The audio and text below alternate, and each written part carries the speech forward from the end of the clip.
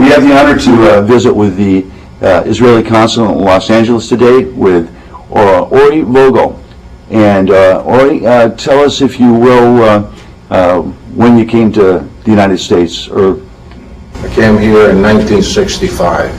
In 1965. Now, where were you born originally? I was born in Tel Aviv, but at the age of 4, we moved to Jerusalem. And matter of fact, I grew up in Jerusalem most of my life. So you saw the whole beginning of all of the history, almost of since Israel became Israel. That's correct. I grew up with the state of Israel, and prior to, I lived there too.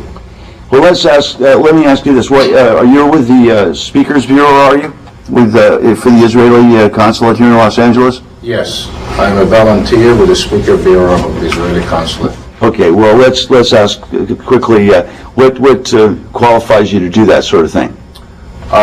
First of all, I'm an historian. I'm an amateur historian, and I grew up in Jerusalem, and I lived through the birth of the state of Israel. In Israel, I was working at a company, tourist company, and I was a tour guide for 10 years. Really? Let's help out the American people, if we will. First of all, let's ask this a big question for you first. We'll start you off with a not so easy question. What's a Zionist? Zionism is a movement that developed in the late 19th century in Europe in order to go back to Zion, which is the state of Israel. That was the entire intent.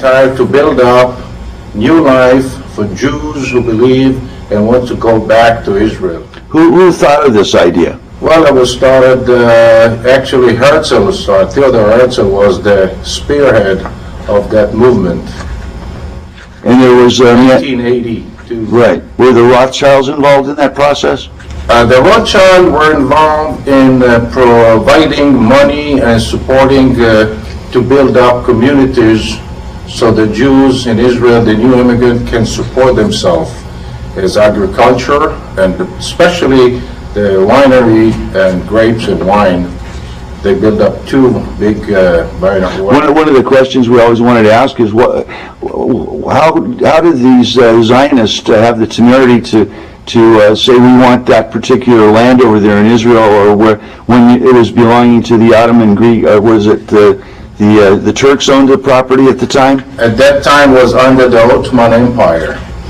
And so what do you think the corrective action had to be? How did this all happen? If you can quickly just explain, I guess it was between world wars and so on? No, it was just a return of the Jews that were exiled 2,000 years prior to, and they were in the diaspora, and that was a good opportunity to come back because the Ottoman government at that time changed the policy after mid-19th century. They changed the policy so Jews could have come and buy land and provide and build up settlement and villages in Israel. This is the Turks that did this. That's correct. So they were allowing Israelis or Jews from all over the world to come back there to buy some property. At that time, yes. And where did the English all step into this mess? The English stepped into the mess after the World War I, when they won the war, when the Balfour Declaration came. What's the Balfour Declaration? The Balfour Declaration came on November 2nd, and that declaration was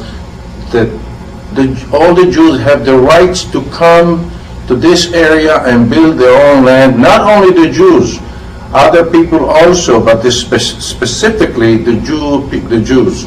Okay. So now there was something from that was 1917, was it not, when November 2nd, 1917. For the Balfour Declaration. What took from 1917 until 1948 to create the state of Israel? What kind of things happened in between that? Well, at that time the area was captured by the British Army. General Allenby was the war hero, and is this the Lawrence of Arabia story everybody's familiar with?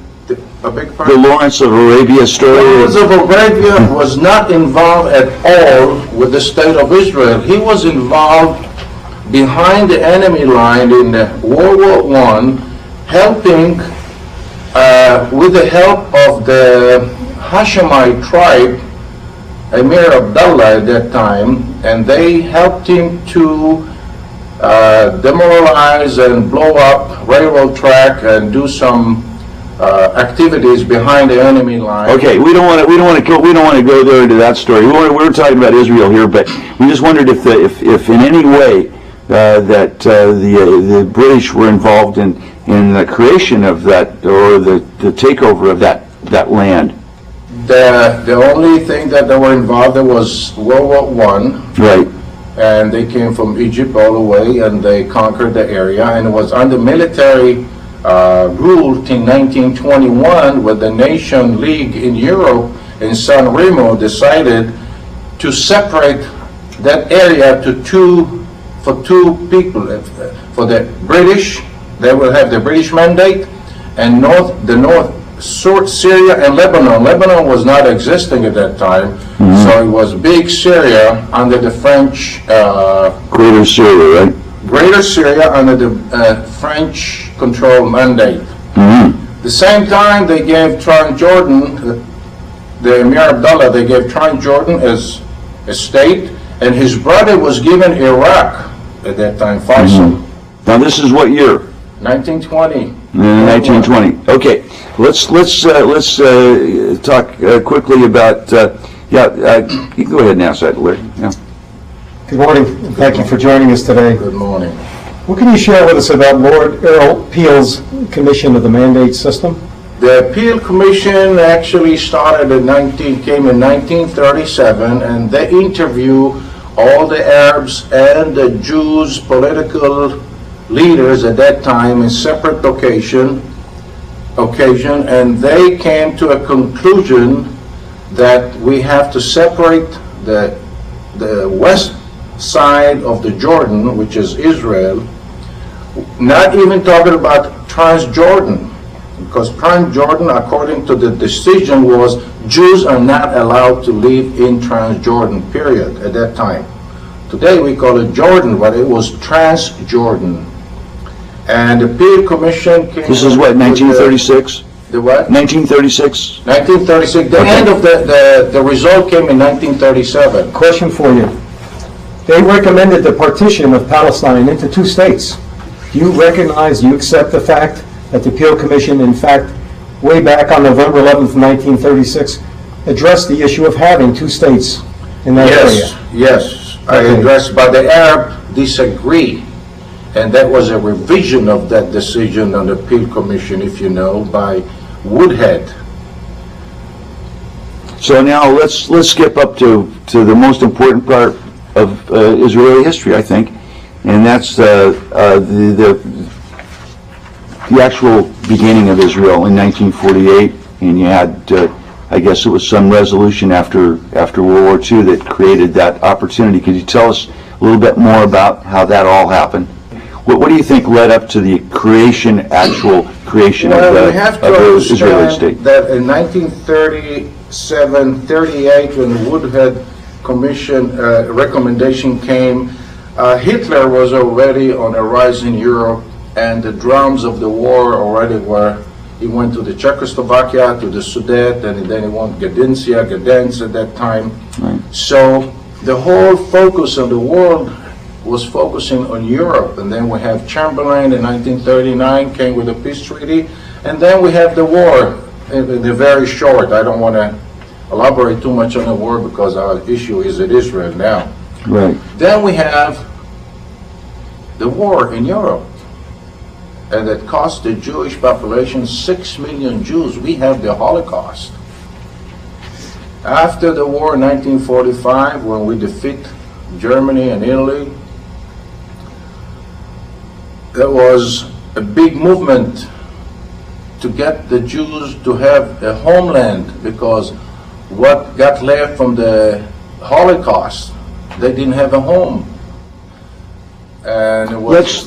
I hate to interrupt you here, but there's something very important that happened maybe during World War II or maybe before it, that people talk about to this day, and that's, they called it the Jewish problem then, I believe it was, and they had, they had one of the ships come off the shore of the United States and asked for Jewish immigrants to land here. They were sent back. And they were sent back. So can you tell us about why that happened and what was going on? At that time, there was a policy in the United States was conducted by some organization. They didn't want to have the Jews in the United States.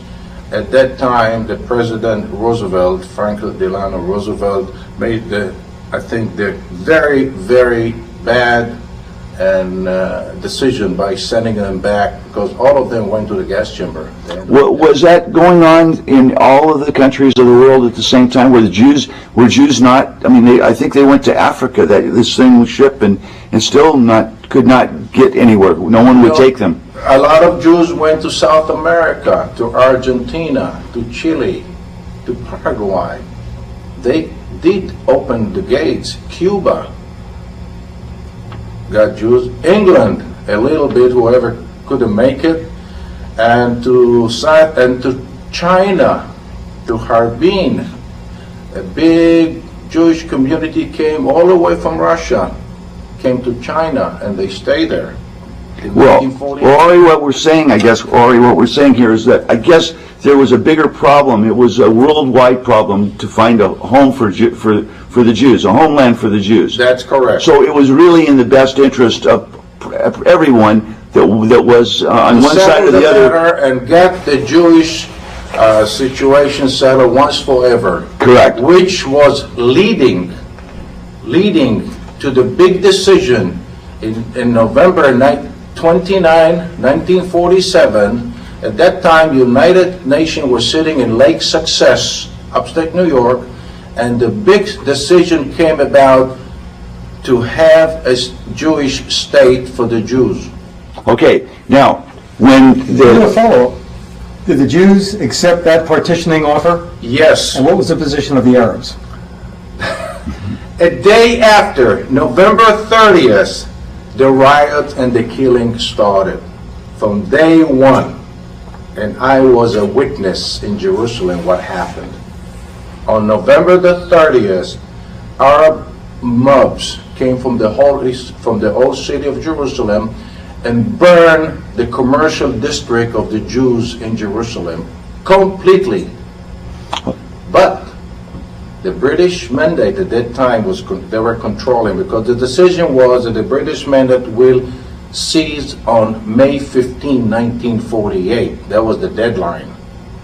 So between November 29 and May 15, 1948, we had the worst time in our history in order to defend ourselves against mobs which were supported by British policemen and army and soldiers. is this Leon, your story, the Exodus that we've seen the movie? Is that all part of this story of how you got created? Well, there was the Jews were not allowed to come to Israel. They were caught with two cruisers in the Mediterranean, Ocean Vigor, I believe, and there was another ocean name, and they were sent to Cyprus, to camps.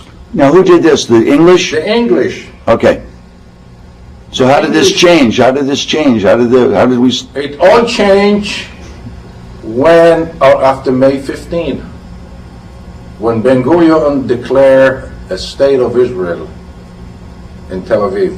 Not in Jerusalem, because Jerusalem was under siege. I was there.